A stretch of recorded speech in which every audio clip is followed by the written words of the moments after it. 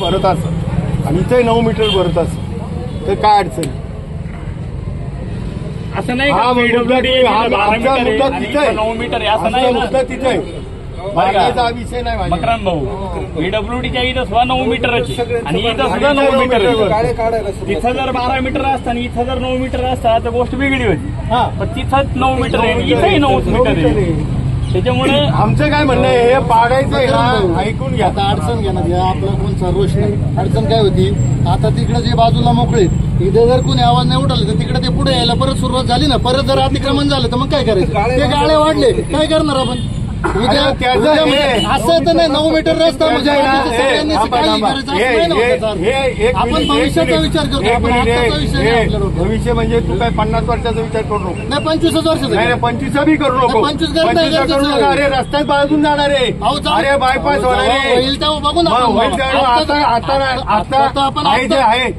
एक मिनिट आता हा काय उदाहरण देतो लॉजिकली फक्त तिकडून अतिक्रमण करतील. कशा करता करतील ना. इथं समजा आम्ही स्टॉल बांधला मग तू काय करशील पुढं तिकडे बांधतील लोक स्टॉल. मग तुला करायचंय काय तिकडे करतील ते काढा तिकडे. इथं अतिक्रमण ऐकून घ्या. अतिक्रमण कोण करतं फेरीवाले बरोबर का. तुमच्या दुकाने ते पुढे सर बरोबर. आता इथे अतिक्रमण करायचं. इथे अतिक्रमण करून या जागेत काय करायचं काय म्हणायचं धंदा करायचा. शाळा हे समाजोपयोगी ना आणि अतिक्रमण वेगळं असतं. त्यांचा तर वेगळा विषय असतो. त्यांचा अतिक्रमणचा गाड्या काढणार आहे का काय काढणार आहे आणि काय होतंय कोणच्या डोक्यात विषय एक लक्षात ही शाळेची जागा आहे.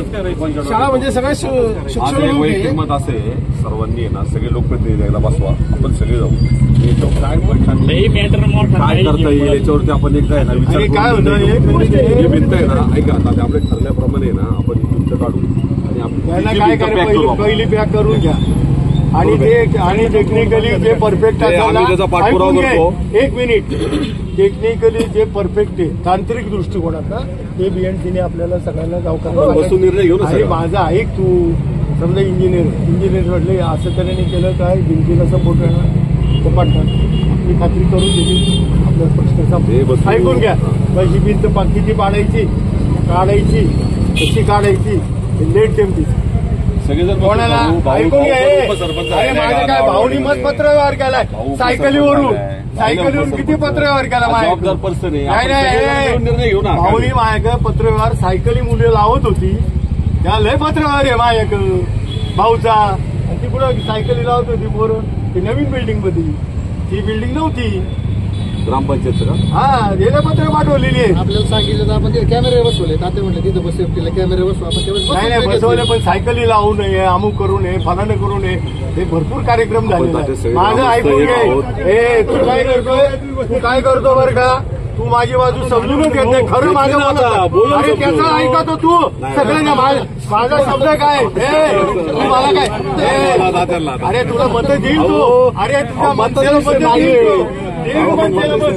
तुमचं समजून घेतलं म्हणजे तुम्ही थांबवलं असताना पाळलंच लागलं असतं तुमच्यामुळे थांबलं. एक मिनिट माझं काय म्हणणं आलं माहितीये का तांत्रिक दृष्टिकोनात त्याच्यानं कन्फर्म करून आणि मग ते करा की त्यांनी केलेलं काम थातूर मातूर करू नये.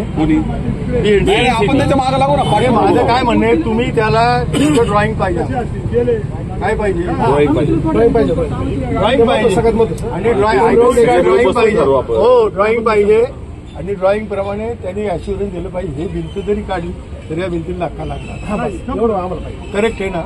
बरोबर पण आम्हाला पाहिजे बस बरोबर का नाही. मग मी तेच मागं बसून सांगतोय तू काय करतोय भावड्याचा हात धरतो नाही का तू.